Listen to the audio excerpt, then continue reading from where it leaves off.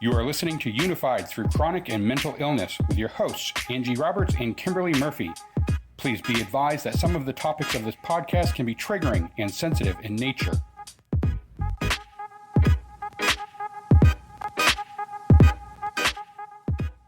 Fibromyalgia has a worldwide presence affecting nearly 1 in 20 people globally. In the United States, 5.8 million Americans of all ages are affected by this condition.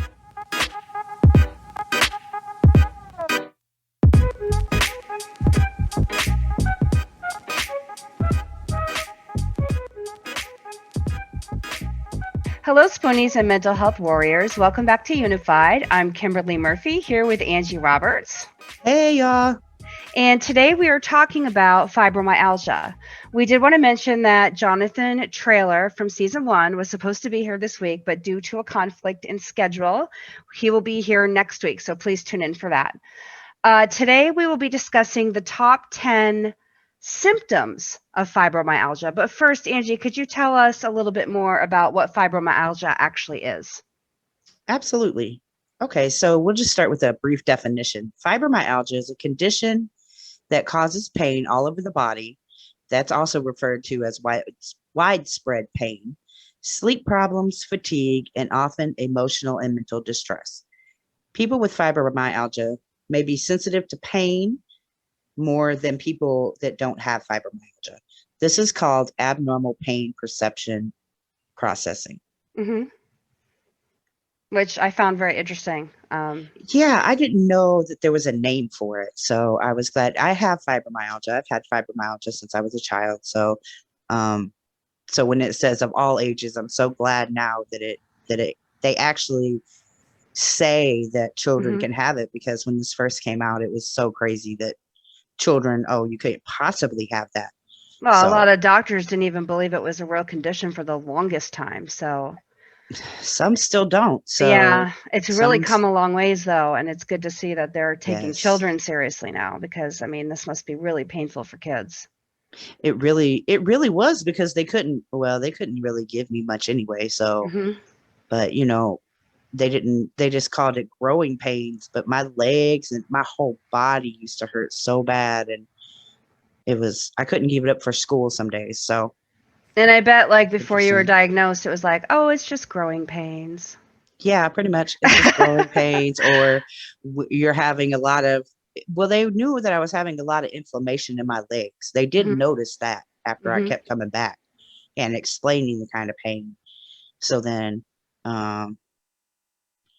they put me on, I can't remember because I was so young. Right. But that was like their first tip off that something was really wrong. Right. Yeah. So like, what are the risk factors? Well, one is age.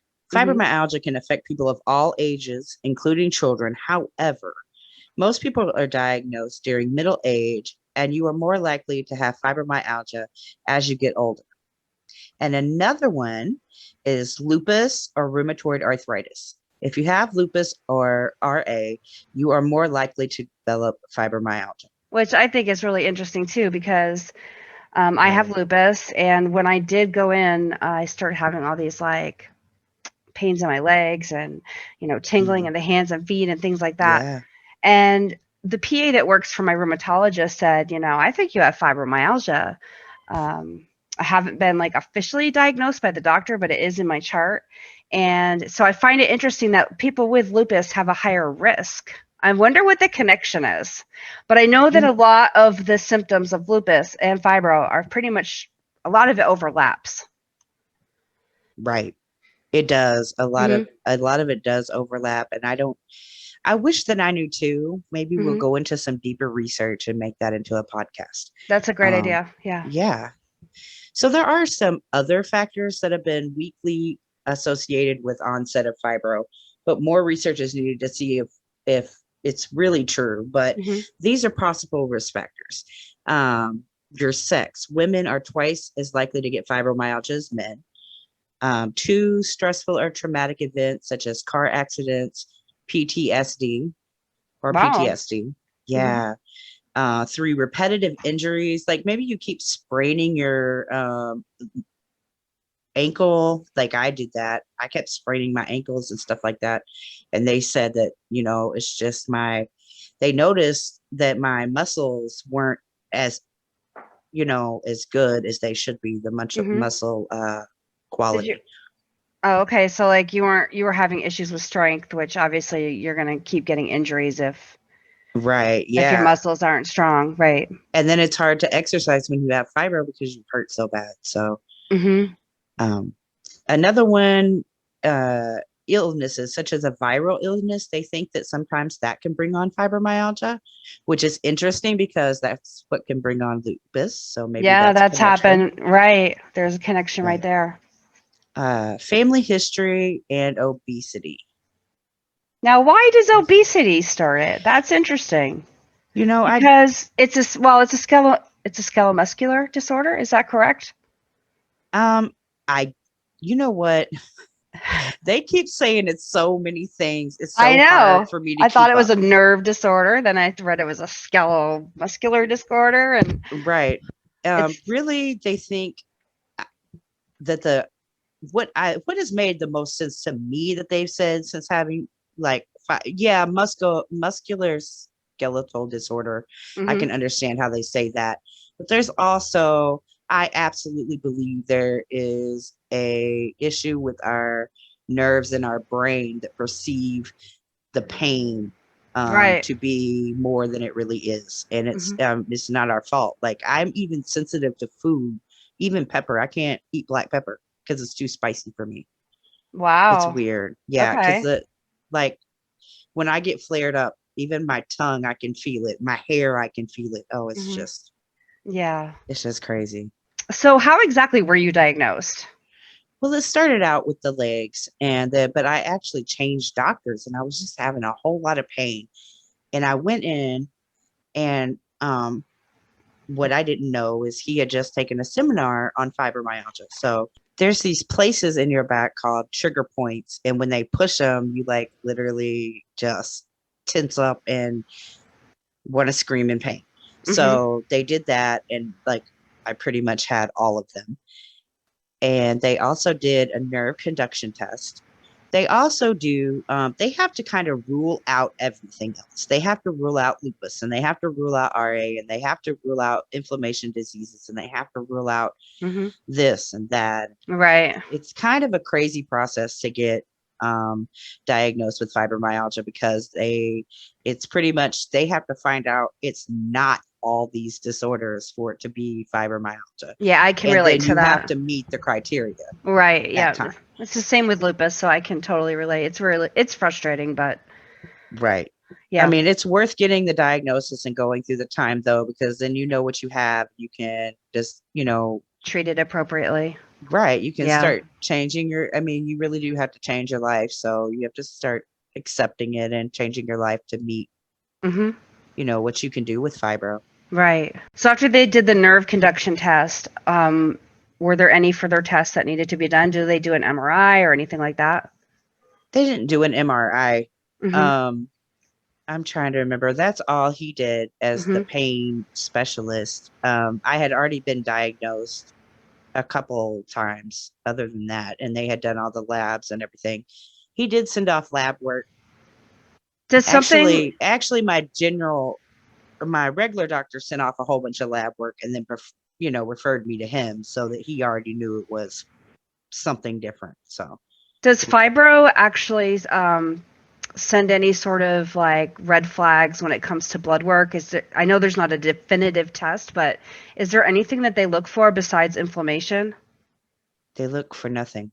Oh, They look for nothing to be there. Not even inflammation shows up for a fibro test. gotcha. Okay. So that's Wow. why it's so hard to diagnose. Right. Wow. And yeah, I don't know why the inflammation wouldn't show up because Hmm. we sure have a lot of it. Yes, yes, I'm sure. I've heard a lot about inflammation issues with people with fibro. But we're going to talk about right now, if you're kind of relating to some of this, could your issues be fibro? And right now we're going to tell you the top 10 common symptoms of fibromyalgia. So the first one we have obviously is pain. This is the primary Yes. symptom. It's typically widespread through the whole body, but it doesn't necessarily occur all at once. It can flare during stressful times and when the weather changes, if a sleep schedule is interrupted or altered, and it can be achy, stabbing, burning, tingling, pins and needles, or a mix. Now, I'm sure you can tell us a lot about this, Angie. I can just tell you about that mix. I'm right at this moment at that mix, and you can't, I'm so used to it, like, because I grew up with it, I can tolerate it more. Like, well, I have a sunburn, and so that has made it 5 times as worse because you have nerve damage. It does cause nerve damage. Mm-hmm. Um, so the muscles, from what I have understood, muscles, our muscles stay tight a lot and with a lot of inflammation. So that like that is what damages the nerves, not Mm-hmm. fibromyalgia. It's kind of a symptom of instead Right. of a reason for. But the pain is at times it can be about a 3. It's never a 1. It's never a none. Mm-hmm. Um, it's always there. And I have never not had a day that I wasn't Wow. in pain Yeah. at some point, but there's, it's crazy how like I can function at a 4 or 5 better than a normal person would function at a 4 or 5 pain because I'm used to it. So I don't really start having to be in bed until I'm like an 8, a 9, I'm Mm-hmm. just out of control in pain. Pain So takes a lot of energy from a person too, though, so I could see so why much energy. that would be so hard. The Right. next one is sensitivity to touch. Fibromyalgia pain can also be so sensitive that the weight of bed sheets or light touch can be excruciating. Simple traumas like stubbing a toe or a bruise can be much more intense and last a lot longer in a fibromyalgia patient. Have you found this to be true? Oh my gosh. Yes. And my pain doctor also told me that when like you hurt yourself or when you have surgery or any kind of pain, that it's going to be 3 times as worse than a regular Oh, wow. normal person's pain. And Yeah. because you are so sensitive to that kind of that Hmm. kind of stuff. Um, the sensitivity to the weight of the bed sheets is so true too. I like a certain kind of bed sheet. I like cotton.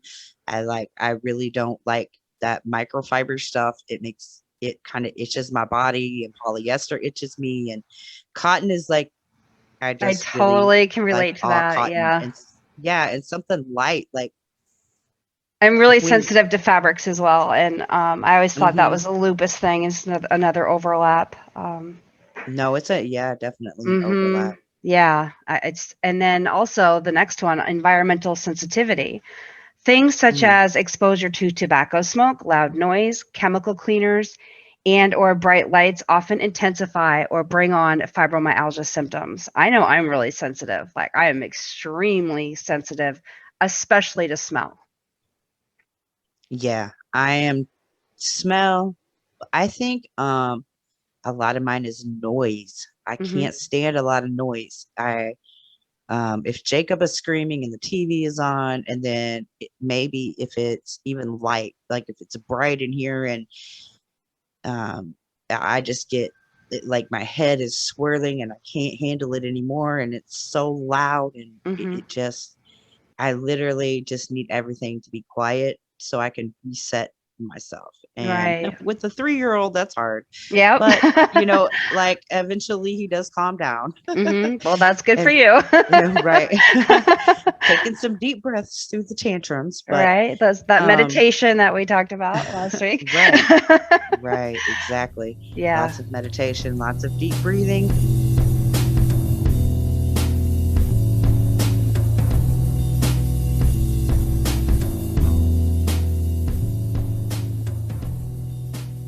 The next one is muscle and joint stiffness. I imagine this is probably one of the hardest. It is in lupus. It can occur frequently, especially in the morning and after prolonged sitting. So, Arlie, you really stiff in the morning when you first get up? Yes, I can hardly move. Hmm. I used to be stiffer. I think before I did a lot of, I would do stretching. I do stretching now before I go to bed, Hmm. like just to, help my body out to rest and stuff. So I think that's helped a little bit because I used to feel like I had rigor mortis every morning, Oh my goodness. literally trying to move your own legs out of the bed. You know what I'm Oh, saying? Like, wow. Yeah. sometimes the pain can be like that awful though, that you're literally, I know people that crawl to the bathroom, that they have to crawl Oh, to do things. They cannot walk. And I've been to the point where I could barely walk. So oh my um, goodness. sometimes even the bottom of your feet swell up, Hmm. and it's like you feel like you're walking on, I don't know how Like it pads. I've felt that yeah, before. Like something's in your foot and it feels weird. Like I know what you're talking about. right. Yeah. Yeah. It's like having a pad in your foot or something. Yeah, even when if I sit a long time, I'm stiff when I get up, Hmm. but I Hmm. am, well, I'm So do you only find 41, so that movement helps it? yes. It does. Okay. Absolutely. And I know I already can hear the fibro patients going, Uh-huh. but Collective it sigh. it does it's most of the time. Now I'm gonna say most of the time because um if we get into, like, I'm gonna just jump to the next one real quick. If we get into muscle spasms, Mhm. when you're having muscle spasms, you can't work out. Like you Right. can't stretch sometimes because it just hurts so much. So I totally get that. I get that happens. But if you just keep throughout the day trying to stretch it out a little bit, a little bit, a little bit, it really, really helps. And then I go on YouTube and I do this beginner's yoga, and it is like the most simple yoga ever. It's just pretty much stretching. And Right. they even have chair yoga. So you can I sit was in your just gonna chair. say that. Yeah. Yeah. And so if you're kind of, have issues with balance Mobility. or whatever, Hmm. right. And also those the the muscle spasms, gosh, the Charlie horses Oh my and gosh, I know. the They wake restless you up legs. right out of your sleep and like you're screaming. It'll wake Right. me right up out of a dead sleep. It's so painful. And then everybody says, what? You're dehydrated. Yeah, you're dehydrated or eat a banana and it's Eat a like, banana. no. Right. Take some potassium. All right. Like, really? No. I have an issue here. It's not gonna work. Right. Okay, so the next one, obviously, this is an obvious one, is exhaustion. Sleep deprivation can lead to exhaustion and insomnia, which is a common fibromyalgia issue. This can lead to chronic fatigue, causing your energy levels to crash. Oh, absolutely. Hmm. Um, I don't think that's honestly the reason for the chronic fatigue. I think that's a whole separate symptom, and I think that most people would agree with me. The Yeah. exhaustion doesn't help the chronic fatigue, but you can be totally, absolutely like I am right now. I have a lot of energy and everything, and I'll tell you, in 5 minutes, that Could change. chronic fatigue can hit, and I'm needing a bed. I need to lay somewhere. Hmm. So I don't know if it absolutely has to do with just our sleep deprivation. Right. Um, Well, the I guess pain too. The pain could take a lot of energy out of you.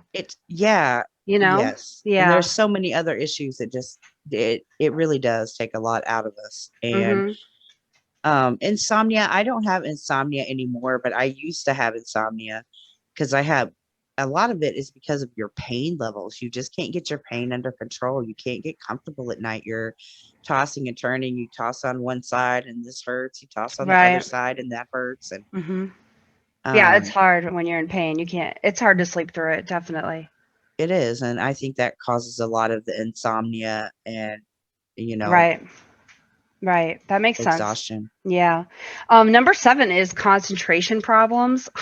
And I know that a lot of people have this brain fog or cognitive function is frequently a problem affecting short-term memory, information retention, mental fog, trouble concentrating and staying on task, and at times dizziness. Yeah, definitely. Um, I know I know we've talked about brain fog before, so I'll just Yeah. briefly touch on that just in Mm-hmm. case they hadn't heard. Like it can be, my brain fog has gotten so bad that I forgot where I lived as I was walking down the street. Yep. So it can be that bad, or Mm-hmm. it can be just simple things you can't remember. So, I Yep, it really happens want, to me. Like, we talked about this yesterday. Oh, we did. Or, again, with right. like you, I didn't know where I was and I was 2 blocks away from my house. So it can get to be really It can be very scary. serious, yeah, and Hmm. scary. Yeah. And then number 8 is chronic headaches. Tension and stiffness in the neck, shoulders, and upper back often results in tension and or migraine headaches. Environmental triggers may be associated with the headache. Onset such as smells, light, or loud sounds, which you were just talking about. Yes. The sensitivity to sound, does that cause your headaches as well? Or I get a lot of headaches. Yeah. I yeah, get a lot of tension headaches, but I do get a light gives me, bright light gives me horrible headaches. And what it really upsets me that they won't give um, fibro patients who have light sensitivity, like any kind of glasses through Medicaid that transition or anything like that.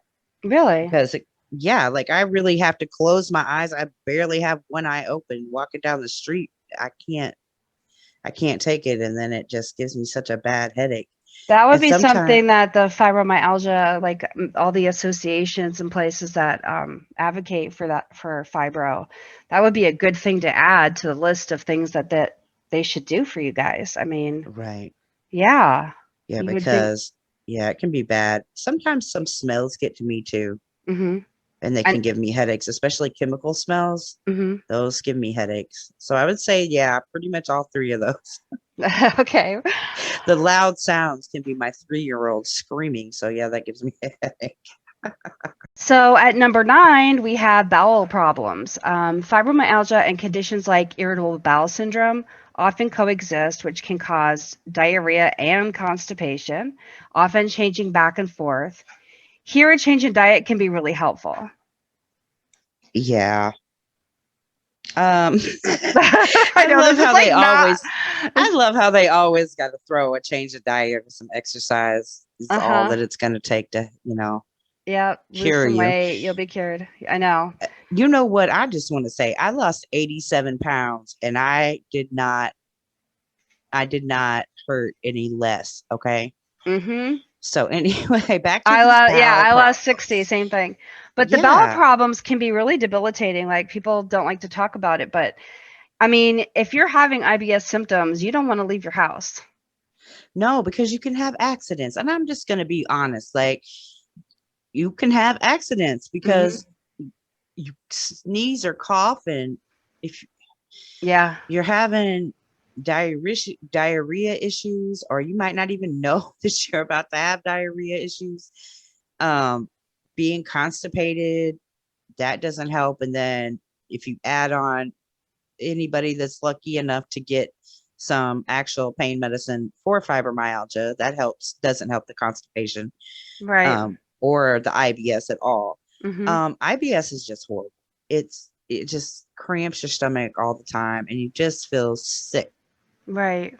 You know, I you just can't stay out of the bathroom like most of Hmm. the days, no matter what you're doing, Right. however you're going. Um, Yeah, it's really hard. I know I have issues because I take methotrexate, and so a lot of lupus patients can probably relate to what you're talking about as well. mhm. And it makes you want to stay home. You're afraid to go out because you don't want to have that embarrassing moment. Um, and I that's literally put awful. right.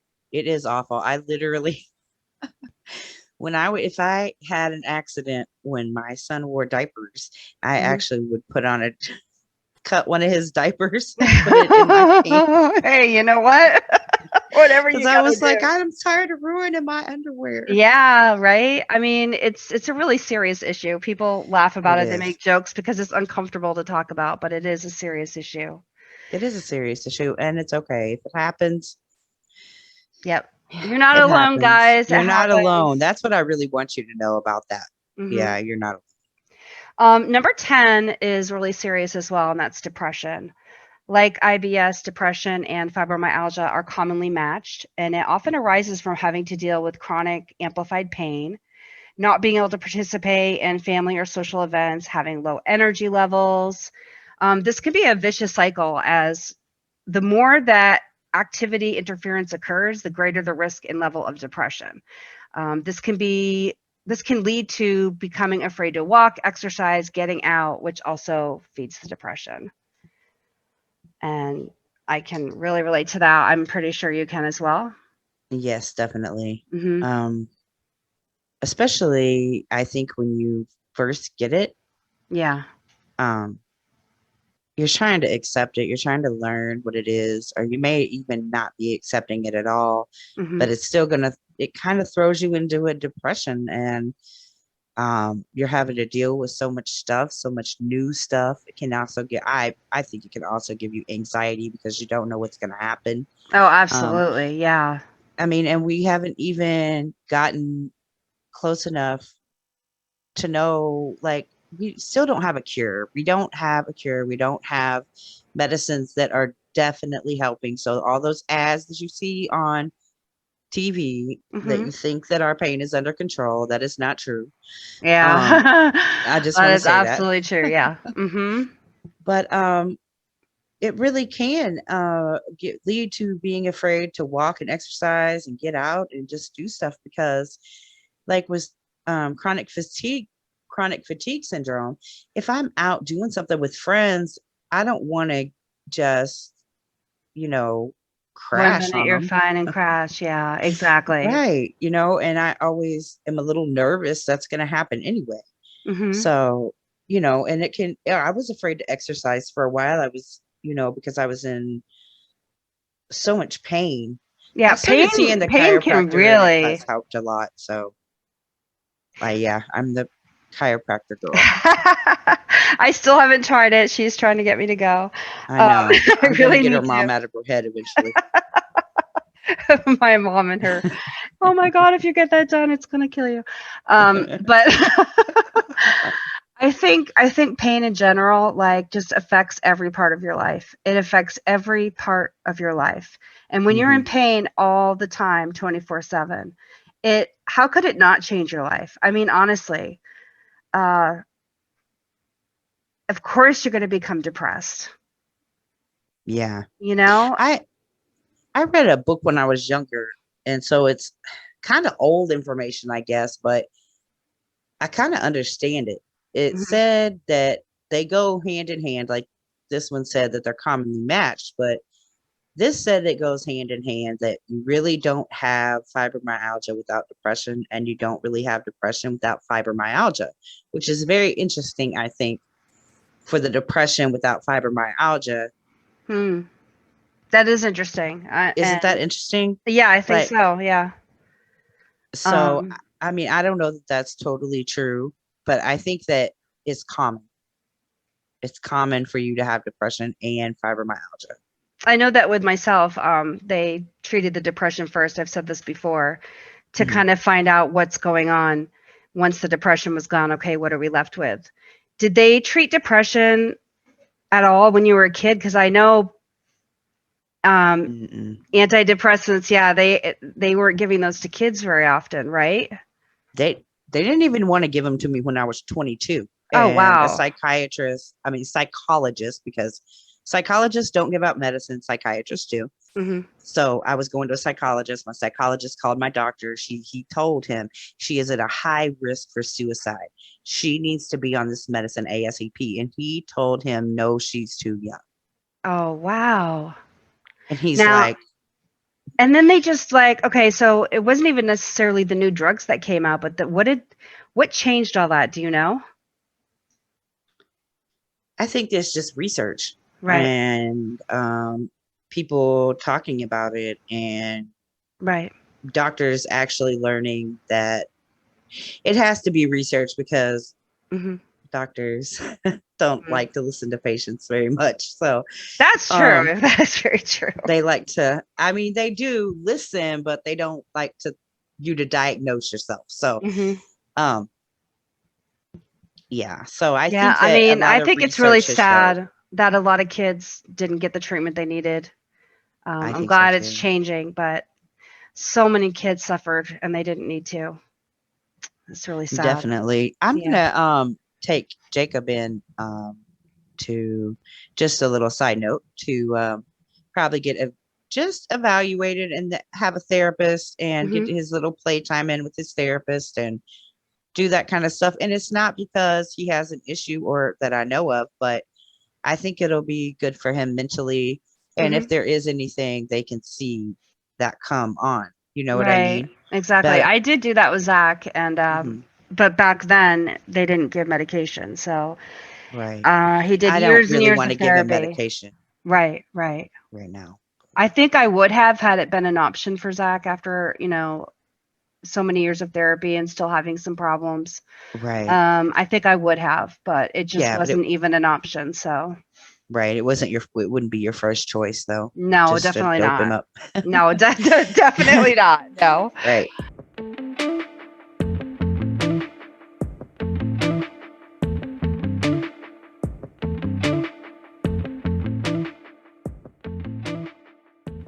What is the mantra for this week, Angie? Fighting your chronic illness means that every day you choose to keep going, even when you think you can't anymore.